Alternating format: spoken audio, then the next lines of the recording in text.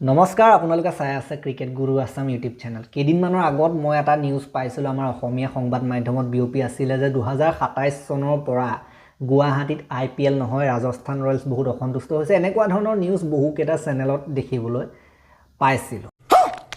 So আপোনালোকেও সুধি আছিলে যে তাৰ ওপৰত এটা ভিডিঅ' দিব লাগে, কিন্তু মই IPLৰ বেলেগবিলাক খেলৰ ওপৰত অলপ ফ'কাছ কৰি আছিলোঁ কাৰণে তাৰ ওপৰত মই ভিডিঅ' বনোৱা নাই, অকণমান পাছত দিব বিচাৰিছোঁ। সো এই যিটো নিউজ, এই নিউজটোৰ সত্যাসত্য কিমান আছে তাকে আমি চেক কৰিবলৈ ওলালোঁ। মই সাধাৰণতে বহুত বিচাৰ খোচাৰ কৰিলোঁ। আমাৰ বিশেষকৈ নেশ্যনেল মিডিয়া, যিখিনি সাধাৰণতে সৰ্বভাৰতীয় পৰ্যায়ৰ মিডিয়া আছে, সেইবিলাকত চালোঁ। সেইবিলাকত দেখোন তেনেকুৱা ধৰণৰ কোনো নিউজ মই বিচাৰি নাপালোঁ। তাৰপাছত BCCI ফালৰ পৰা কিবা কৈছে নেকি, BCCI ৱেবছাইট মই গোটেই খুচৰি চালোঁ, নাই, ক'তো নাই। ৰাজস্থান ৰয়েলছৰ ফালৰ পৰা কিবা কৈছে নেকি, খুচৰি চালোঁ, নাই, ক'তো নাই। IPLৰ ফালৰ পৰা ক'ৰবাত কিবা কৈছে নেকি, IPLৰ ৱেবছাইট খুচৰি চালোঁ, গোটেইখন ক'তো নাই। সো একেবাৰে লাষ্টত আহি পেলাই এটা সিদ্ধান্ততে মই উপনীত হ'লোঁ গোটেইবিলাক বিচাৰ খচাৰ কৰাৰ পাছত, যে এই যিটো নিউজ ওলাইছিলে, এই নিউজটো এটা আছিলে ফেক নিউজ। এইটো কোনো ধৰণৰ সত্যাসত্যতা নাই। না BCCI কৈছে, না IPLে কৈছে, না ৰাজস্থান ৰয়েলছে কৈছে, না অসম ক্ৰিকেট সন্থাই কৈছে। কোনেও একো ধৰণৰ মন্তব্য কৰা নাই 2027 চনত গুৱাহাটীত IPL হোৱা নোহোৱাক লৈ পেলাই। গতিকে কিছুমান মিডিয়াই, কিছুমান চেনেলে পইচা কেইটামান পাবৰ কাৰণে, ভিউ কেইটামান পাবৰ কাৰণে যি টি নিউজ কৰিব, আৰু লাষ্টত গৈ পেলাই স্পষ্টীকৰণটো কোনে দিবগৈ লাগে, আমাৰ ক্ৰিকেট গুৰু আছামত। এতিয়ালৈকে কিন্তু কোনো নিউজ চেনেলে, অসমৰে হওক বা বাহিৰৰে হওক, কোনেও কিন্তু স্পষ্টীকৰণ দিয়া নাই যে এই কথাটো মিছা। সো আমাৰ ক্ৰিকেট গুৰু আছাম চেনেলত মই এক্সক্লুচিভলি আপোনালোকক এইটো কথা কৈ দিব বিচাৰিছোঁ যে এনেকুৱা ধৰণৰ কোনো নিউজ কেতিয়াও কোনেও নিজৰ মুখৰ পৰাও কোৱা নাই, কোনেও ভবাও নাই। মুঠতে 2027 চনত গুৱাহাটীত মোৰ মতে যদি চব ঠিকে থাকে, হ'ব লাগে IPL। 2027 চনত গুৱাহাটীত IPL হ'ব লাগে, যি ধৰণে হৈ আহিছে আকৌ হ'ব লাগে। এই যিটো নিউজ, এইটো ফেক নিউজ। এইটো কোনেও BCCI ফালৰ পৰা কোনো ধৰণৰ সাধাৰণতে এইটো মানে নিউজ নহয়, সাধাৰণতে এইটো ফেক নিউজ। ভিউ কাৰণে উলিওৱা নিউজ, সাধাৰণতে বেছি কেইটামান ভিউ পাবৰ কাৰণে, বেছি কেইটামান শ্বেয়াৰ পাবৰ কাৰণে। সাধাৰণতে মিছা কথাৰ সাধাৰণতে বহুত শক্তি থাকে। মিছা কথাবোৰ পাখি লগা কাঁড়ৰ দৰে বিয়পি যায় ন, বেয়া কথাবিলাক পাখি লগা কাৰণ, বেয়া কথা হওক, মিছা কথা হওক, পাখি লগা কাঁড়ৰ দৰে গুচি যায়। কিন্তু ভাল কথা হওক, সঁচা কথা হওক, সেইবিলাক বেছি নিবিয়পে। হয়তো সেইটোৱে সাধাৰণতে ফেক নিউজৰ যিটো সাধাৰণতে বিয়পাৰ যিটো দ্ৰুততা মানে যিটো স্পীড, সেইটো বেছি সাধাৰণতে।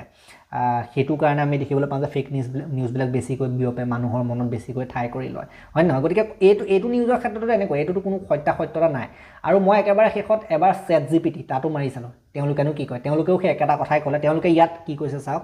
তেওঁলোকে কৈছে যে ChatGPTয়ে এইটো এতিয়া কোনো অফিচিয়েল সত্য খবৰ নহয়, মানে বস্তুটো অফিচিয়েলি একো ওলোৱা নাই। মই যিমানলৈকে নতুন খবৰ চেক কৰিলোঁ, board of control for cricket in India, BCCI বা ইণ্ডিয়ান প্ৰিমিয়াৰ লীগৰ পৰা 2027 ছিজনৰ পৰা গুৱাহাটীত খেল নোহোৱা বুলি কোনো ঘোষণা কৰা হোৱা নাই। সো মই যিটো বিচাৰি খুচাৰি পাইছিলোঁ, ইয়াতো তেওঁলোকেও সেইটোৱে পাইছে। Guwahati Barsapara cricket stadium, ACA ষ্টেডিয়ামত শেষ কেইটামান বছৰত IPL মেচ অনুষ্ঠিত হৈ আহিছে। বিশেষকৈ ৰাজস্থান ৰয়েলছে ইমানতে নিজৰ ছেকেণ্ড হোম গ্ৰাউণ্ড ভেনিউ হিচাপে ব্যৱহাৰ কৰিছে। কিন্তু এটা কথা বুজি ল'ব লাগিব, IPLৰ ভেনিউ প্ৰতি বছৰে ফিক্স নহয়। টিমৰ সিদ্ধান্ত, স্কেডুৱেলিং, ক্ৰাউড ৰেছপন্স, লজিষ্টিক, এইবোৰৰ ওপৰত নিৰ্ভৰ কৰে। কেতিয়াবা এটা ভেনিউ 1-2 বছৰৰ বাদো পৰিব পাৰে। গতিকে ইয়াত এনেকুৱাখিনি কথা কৈছে, কিন্তু অফিচিয়েলি একো কোৱা নাই। এইটো সাধাৰণতে কোনোবাই মনে সজা যে কথা আছিলে, এইটো ChatGPTয়েও নিজৰ ফালৰ পৰা এইটো সাধাৰণতে স্পষ্ট কৰি দিলে। এইটো একদম মনে সজা কথা, এইটো কোনো সত্য কথা নহয়। সো সেইটো সাধাৰণতে মেইন কথাটো হ'ল যে IPL নেক্সট ইয়েৰত কোনকেইখন গ্ৰাউণ্ডত হ'ব, কোনোবাখন বাদ পৰিবনে, নে কোনোবা আকৌ নতুন কিবা ভেনিউ এড হ'ব নেকি, তেনেকুৱা ধৰণৰ কথাবিলাক BCCI বহি আলোচনা কৰি নেক্সট ছিজনৰ কাৰণে সেইবিলাক আকৌ বেলেগকৈ আলোচনা কৰিব। এতিয়ালৈকে সেইবোৰ কোনো আলোচনা হোৱাই নাই, একো ভবাই নাই।